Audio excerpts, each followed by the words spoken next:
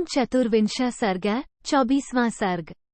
रावण द्वारा अपहरित हुई देवता आदि की कन्याओं और स्त्रियों का विलाप एवं शाप, रावण का रोती हुई शूर्पणखा को आश्वासन देना और उसे खर के साथ दंडकारण्य में भेजना।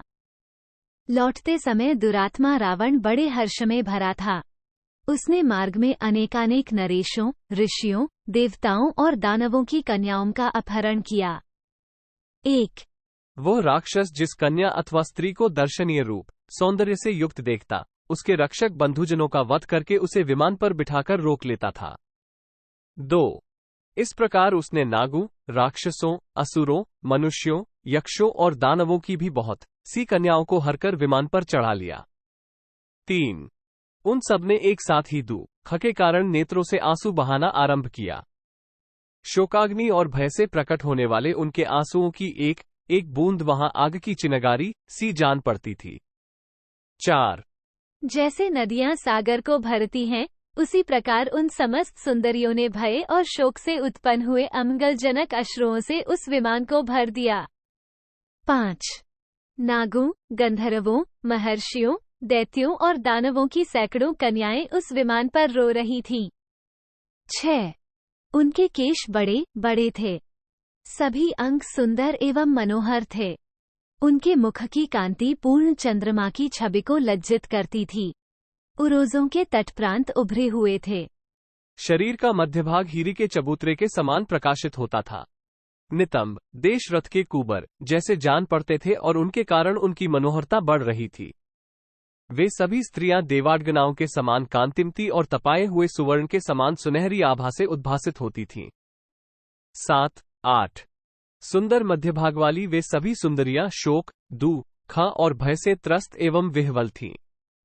उनकी गरमनी श्वासवायु से वो पुष्पक विमान सब ओर से प्रज्वलित सा हो रहा था और जिसके भीतर अग्नि की स्थापना की गई हो, उस अग्निहोत्र गृह के समान जान पड़ता था।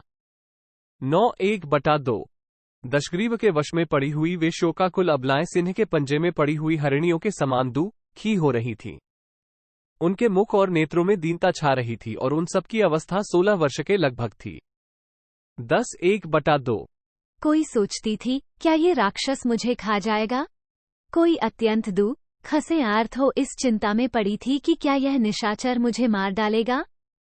11:1/2 वे स्त्रियां माता, पिता, भाई तथा पति की याद करके दुख शोक में डूब जाती और एक साथ करुणाजनक विलाप करने लगती थीं। 12:1/2 हाय! मेरे बिना मेरा नन्हा सा बेटा कैसे रहेगा? मेरी माँ की क्या दशा होगी और मेरे भाई कितने चिंतित होंगे? ऐसा कहकर वे शोक के सागर में डूब जाती थीं। हाय! अपने उन पतिदेव से बिछुड़कर मैं क्या करूंगी? कैसे रहूंगी? हे मृत्युदेव! मेरी प्रार्थना है कि तुम प्रसन्न हो जाओ और मुझ दुखिया को इस लोक से उठा ले चलो। हाय! पूर्व जन्म में दूसरे शरीर द्वारा हमने कौन सा ऐसा पाप किया था, जिससे हम सब की सब दुख से पीड़ित हो शोक के समुद्र में गिर पड़ी हैं। निश्चय ही इस समय हमें अपने इस दुख का अंत होता नहीं दिखाई देता। 14:16 अहो! इस मनुष्य लोक को धिक्कार है। इससे बढ़कर अधम दूसरा कोई लोक नहीं होगा, क्योंकि यहाँ इस बलवान रावण ने हमारे दुर्बल पतियों को उसी तरह नष्ट कर दिया, जैसे सूर्यदेव उदय लेने के साथ ही नक्षत्रों को अदृश्य कर देते हैं। 17:1/2 अहो! यह अत्यंत बलवान राक्षस वध के उपायों में ही आसक्त रहता है। अहो! ये पापी दुराचार के पथ पर चलकर भी अपने आप को धिक्कारता नहीं है। 18:1/2 इस दुरात्मा का पराक्रम इसकी तपस्या के सर्वथा अनुरूप है, परंतु ये पराई स्त्रियों के साथ जो बलात्कार कर रहा है, ये दुष्कर्म इसके योग्य कदापि नहीं है।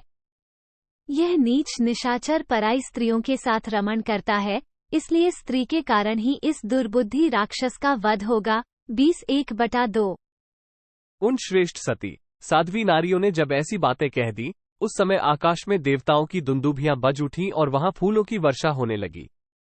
21:1/2 पतिव्रता साध्वी स्त्रियों के इस तरह शाप देने पर रावण की शक्ति घट गई, वह निस्तेज सा हो गया और उसके मन में उद्वेग सा होने लगा।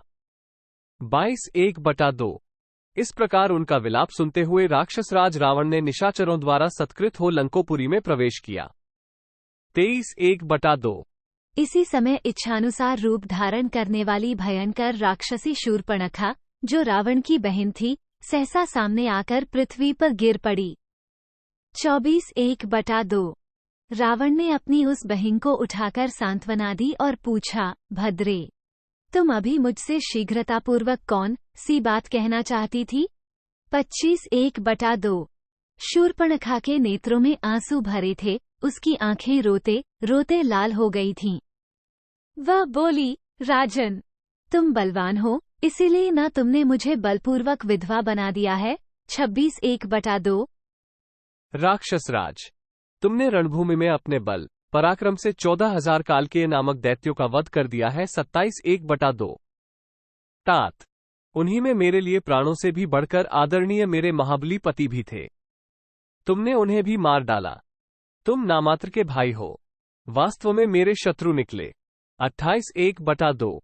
राजन, सगे भाई होकर भी तुमने स्वयं ही अपने हाथों मेरे पतिदेव का वध कर डाला। अब तुम्हारे कारण मैं वैधव्य शब्द का उपभोग करूंगी, विधवा कहलाऊंगी। 29:1/2। भैया, तुम मेरे पिता तुल्य हो। मेरे पति तुम्हारे दामाद थे, क्या तुम्हें युद्ध में अपने दामाद या बहनोई की भी रक्षा नहीं करनी चाहिए थी? तुमने स्वयं ही युद्ध में अपने दामाद का वध किया है, क्या अब भी तुम्हें लज्जा नहीं आती? 30:1/2। रोती और कोसती हुई बहन के ऐसा कहने पर दशग्रीव ने उसे सांत्वना देकर समझाते हुए मधुर वाणी में कहा। 31:1/2। बेटी, अब रोना व्यर्थ है, तुम्हें किसी तरह भयभीत नहीं होना चाहिए। मैं दान, मान और अनुग्रह द्वारा यत्नपूर्वक तुम्हें संतुष्ट करूंगा। 32:1/2। मैं युद्ध में उन्मत्त हो गया था, मेरा चित्त ठिकाने नहीं था, मुझे केवल विजय पाने की धुन थी, इसलिए लगातार बाण चलाता रहा। सम्रांगण में जूझते समय मुझे अपने पराये का ज्ञान नहीं रह जाता था। मैं रणोन्मत्त होकर प्रहार कर रहा था, इसलिए दामाद को पहचान न सका। 33:34। बहन, यही कारण है जिससे युद्ध में तुम्हारे पति मेरे हाथ से मारे गए। अब इस समय जो कर्तव्य प्राप्त है, उसके अनुसार मैं सदा तुम्हारे हित का ही साधन करूंगा। 35। तुम ऐश्वर्यशाली भाई खर के पास चलकर रहो। तुम्हारा भाई महाबली खर 14,000 राक्षसों का अधिपति होगा। वो उन सबको जहां चाहेगा भेजेगा और उन सबको अन्न, पान एवं वस्त्र देने में समर्थ होगा। 36:1/2। ये तुम्हारा मौसेरा भाई निशाचर खर सब कुछ करने में समर्थ है और आदेश का सदा पालन करता रहेगा। 37:1/2।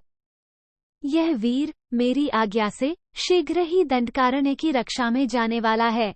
महाबली दूषण इसका सेनापति होगा। 38:1/2। वहाँ शूरवीर खर सदा तुम्हारी आज्ञा का पालन करेगा और इच्छानुसार रूप धारण करने वाले राक्षसों का स्वामी होगा। 39:1/2। ऐसा कहकर दशग्रीव ने 14,000 पराक्रमशाली राक्षसों की सेना को खर के साथ जाने की आज्ञा दी। उन भयंकर राक्षसों से घिरा हुआ खर शीघ्र ही दंडकारण्य में आया और निर्भय होकर वहां का अकंटक राज्य भोगने लगा। उसके साथ शूर्पणखा भी वहां दंडक वन में रहने लगी। 40:42। इत्यार्षे श्रीमद् रामायणे वाल्मीकि आदिकाव्ये उत्तरकांडे चतुर्विंशः सर्ग। 24। इस प्रकार श्री वाल्मीकि निर्मित आश्रामायण आदिकाव्य के उत्तरकांड में 24वां सर्ग पूरा हुआ। 24।